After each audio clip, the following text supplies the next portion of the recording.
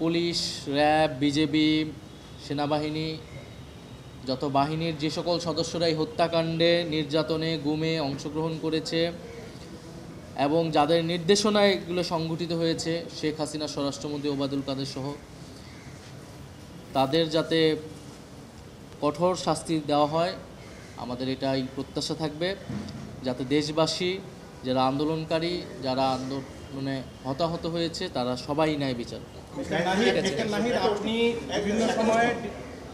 আপনি গতকালকেও গণমাধ্যমের কথা বলেছেন, জুলাই আন্দোলনে গণমাধ্যম, ইলেকট্রনিক গণমাধ্যম সহায়তা করেন এবং পরের দিন যে হচ্ছে সেখানে সহায়তা করেন। গণমাধ্যম কি তার আগের অবস্থায় আছে নাকি এখন স্বাধীনতা ভোগ করছে? আপনি তো যে দায়িত্ব ছিলেন, যদি অপারেশনগুলো আপনি যে উত্তরটা দেন।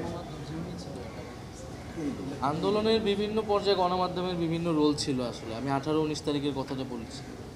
আবার বিভিন্ন সময় পত্রিকায় বা বিভিন্ন কয়েকটি ইলেকট্রনিক মিডিয়া আন্দোলনের পক্ষে অবস্থান নেওয়ার চেষ্টা করেছে, বিশেষত অনেক সাংবাদিক ফিল্ডে তারা। ফলে সেখানেও আসলে ফ্যাসিবাদের পক্ষ যেমন ছিল, আবার ফ্যাসিবাদের বিরুদ্ধে অবস্থানও ছিল। এখনকার অবস্থা কিন্তু মিডিয়া, আমরা যেই প্রত্যাশা আমাদের ছিল, যদিও আমিও দায়িত্বে ছিলাম, সেই অনুযায়ী কিন্তু মিডিয়ার সংস্কার হয়নি এবং মিডিয়া এখনও নিয়ন্ত্রিত আমি মনে করি। মিডিয়া, ডিজিএফআই আগে যেভাবে মিডিয়া নিয়ন্ত্রণ করত, বিভিন্ন নিউজ প্রকাশ করত, এখনও সেই চর্চা রয়েছে।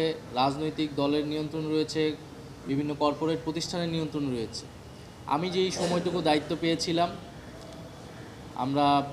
আমি আমার পক্ষ থেকে গণমাধ্যম সংস্কার কমিশন করেছিলাম। তাদের দায়িত্ব ছিল এই পুরো বিষয়টাকে সংস্কার প্রস্তাবনা করে সরকারের মাধ্যমে এটা বাস্তবায়ন করা। আমরা মিনিস্ট্রি থেকে যে মামলাগুলো হয়েছিল সাংবাদিকদের বিরুদ্ধে, যাদের বিরুদ্ধে অভিযোগ ছিল, একটি কমিটি করা হয়েছিল যারা মামলাগুলো নিয়ে পর্যালোচনা করবে। আইন মন্ত্রণালয় সেই সুপারিশও করেছিল।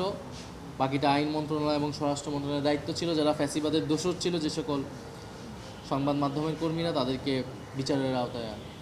আপনি একটা বিষয় আপনি বলেছেন যে সব বাহিনীর যাতে বিচার হয়, এর আওতায় আসে, বিচারের আওতায়।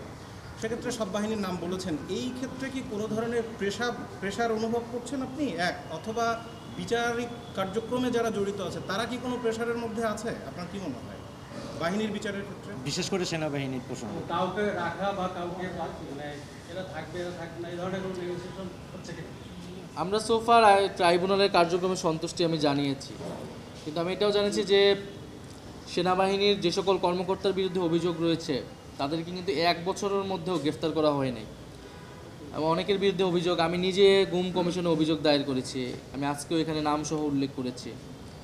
ফলে গুমের ঘটনায় এবং যারা অভ্যুত্থানে রামপুরা, বাড্ডাসহ বিভিন্ন জায়গায় যে সকল সেনা কর্মকর্তা, অফিসাররা গুলি চালিয়েছে, তাদেরকে কেন গ্রেফতার করা হচ্ছে না, এই বিষয়ে আমার সন্দেহ রয়েছে। সেই বিষয়ে কোনো চাপ আছে কিনা, কিন্তু আমি আহ্বান জানাবো যে কোনো প্রকার চাপ থাকলেও এগুলো যাতে বিবেচনায় না নিয়ে আইন ফলো করা হয় এবং ন্যায় বিচার নিশ্চিত করা হয়।